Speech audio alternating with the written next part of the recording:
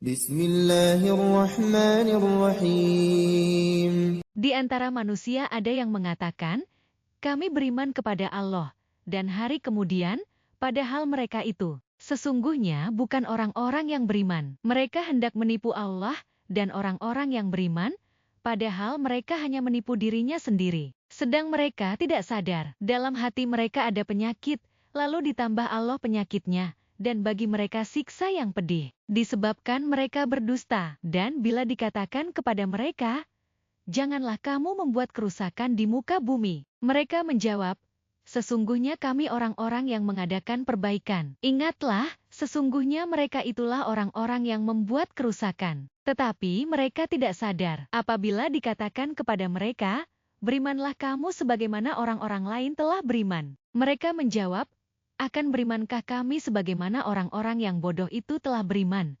Ingatlah, sesungguhnya merekalah orang-orang yang bodoh, tetapi mereka tidak tahu, dan bila mereka berjumpa dengan orang-orang yang beriman, mereka mengatakan, kami telah beriman. Dan bila mereka kembali kepada syaitan-syaitan mereka, mereka mengatakan, sesungguhnya kami sependirian dengan kamu, kami hanyalah berolok-olok. Allah akan membalas olok-olokan mereka, dan membiarkan mereka terombang-ambing dalam kesesatan mereka. Mereka itulah orang yang membeli kesesatan dengan petunjuk, maka tidaklah beruntung perniagaan mereka, dan tidaklah mereka mendapat petunjuk. Perumpamaan mereka adalah seperti orang yang menyalakan api, maka setelah api itu menerangi sekelilingnya, Allah hilangkan cahaya yang menyinari mereka, dan membiarkan mereka dalam kegelapan, tidak dapat melihat. Mereka tuli, bisu dan buta, maka tidaklah mereka akan kembali ke jalan yang benar, atau seperti orang-orang yang ditimpa hujan lebat dari langit disertai gelap gulita, guruh dan kilat.